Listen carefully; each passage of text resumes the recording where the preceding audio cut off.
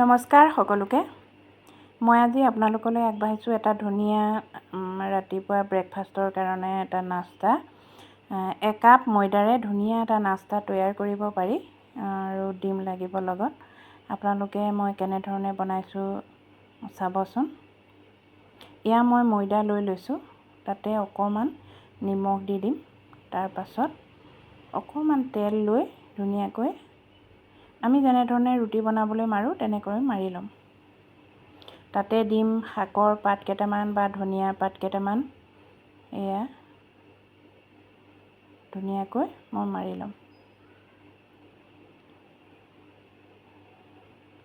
আপোনালোকে এনেধৰণে বনাই ল'ৰা ছোৱালীকো দিব পাৰে টিফিনত আৰু ঘৰত খাব পাৰে। বিশেষকৈ আজিকালি ঠাণ্ডা দিন যে, ঠাণ্ডা দিনত কিবা এটা খাবলৈ খুবেই মন যায় আবেলি সময়ত। গতিকে এনেধৰণে বনাই খাব পাৰে। খুব কম বস্তুৰে হৈ যায়। মই যেনেধৰণে মাৰিছোঁ তেনেধৰণে মাৰিব। খুব মঠি ল'ব, তাৰ পাছত এনেকৈ টিফিন এটাৰে ঢাকি থৈ দিব। এতিয়া আহোঁ তাৰ ষ্টাফিংটো বনাবলৈ। অকণমান টেৱাখনত মিঠাতেল দি ল'ব এনেধৰণে। তাৰ পাছত পিঁয়াজ এটা এনেকৈ ভাজি ল'ব। তাৰ পাছত ডিম আপোনালোকে এটাও দিব পাৰে, দুটাও দিব পাৰে। ডিম ভাঙি তাতে ধুনীয়াকৈ ৰঙা হোৱাকৈ পিঁয়াজখিনি ভজাৰ পাছত ডিমখিনিও ভাজি ল'ব। মই এনেধৰণেই বনাইছোঁ, খাবলৈ বহুতেই সোৱাদ হৈছিল। আপোনালোকে বনাই খাই চাব। এয়া ডিম মই দি দিলোঁ। এতিয়া এনেকৈ ভাজি ল'ব ডিমখিনি। খুব ধুনীয়া এটা কম খৰচতে হোৱা ধুনীয়া নাস্তা। এয়া মই এতিয়া এইখিনি কাঢ়ি ল'ম। তাৰ পাছত বাতি এটালৈ কাঢ়ি ল'ম। তাৰ পাছত এতিয়া ব'লক মই ৰুটিটো বেলোঁ। অকণমান ঘিউ হাতত সানি লৈ মই ধুনীয়াকৈ এয়া ময়দাখিনি ধুনীয়াকৈ মাৰি ৰুটি বেলি ল'ম। মই দুই ধৰণে দেখুৱাইছোঁ। আপোনালোকে চিঙৰাৰ দৰে বনায়ো খাব পাৰে আৰু ৰোলৰ দৰে মেৰিয়াই ধুনীয়াকৈ পিচ পিচকৈ কাটি, বেছি সময়ৰ প্ৰয়োজন নহয়, পিচ পিচকৈ কাটি লৈ ভাজি দিলেই হ'ল। এতিয়া মই ৰুটিটো বেলি লৈছোঁ।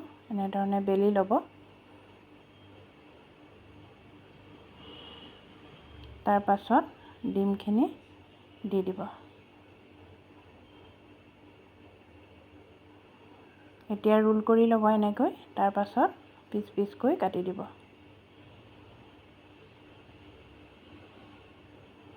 এনেধৰণে মই যেনেধৰণে কৰিছোঁ তেনেধৰণে কৰিব আপোনালোকে। মই আৰু এটা কৰি লৈছোঁ। ডিমখিনি এনেধৰণে ভৰাই দি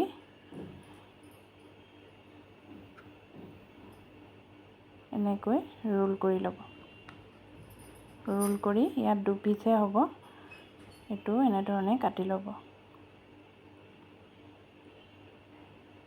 আপোনালোকে চাব যাতে ডিমৰ গুৰিখিনি ওলাই নাযায়। এনেধৰণে এতিয়া চুৰিখনে ধুনীয়াকৈ কাটি দিব। মই দুপিচ কৰিছোঁ, আপোনালোকে 3-4 পিচো কৰিব পাৰে। আৰু চাব মাজৰ ষ্টাফিংটো যাতে ওলাই নাযায়। দেখিছেনে ইমান ধুনীয়া হৈছে। তাৰ পাছত এতিয়া মই এতিয়া চিঙৰা এটাও বনালোঁ। চিঙৰাটো আপোনালোকে জানেই কেনেকৈ বনায়। এনেধৰণে পাক দি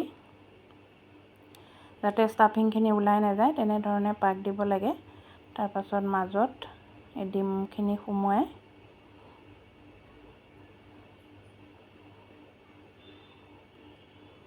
এয়া ডিমখিনি মই ভৰাই দি যাতে ষ্টাফিংখিনি ওলাই নাযায় তাৰ কাৰণে এনেধৰণে দি দিব লাগে।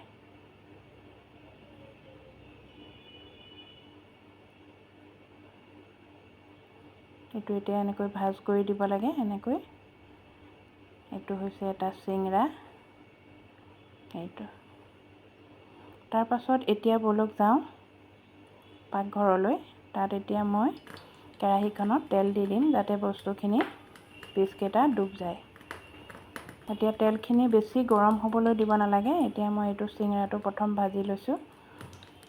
তাৰ পাছত পিচখিনি ধুনীয়াকৈ ভাজি পেলাম। হৈ গ'ল আমাৰ আজি ধুনীয়া নাস্তা। আপোনালোকে এনেধৰণে বনাই খাবচোন। ঠাণ্ডা বতৰত খাবলৈ বহুতেই ধুনীয়া আৰু ল'ৰা ছোৱালীক টিফিনো দি দিব পাৰিব এনেধৰণে।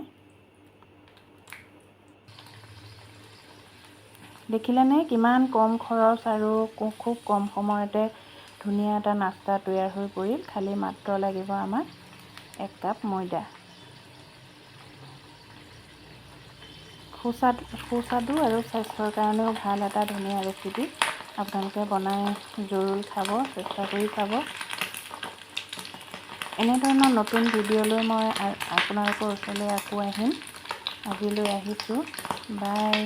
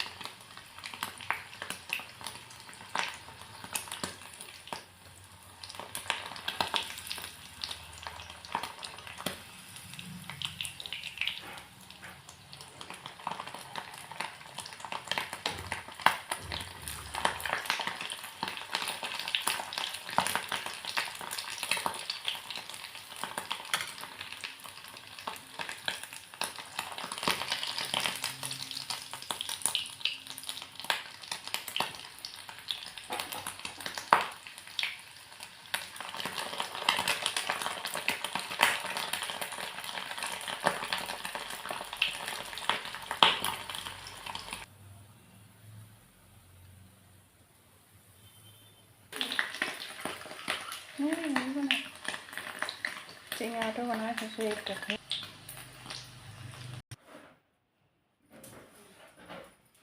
মাছতে দিব লাগিব দেই, ভাত বনাব যদি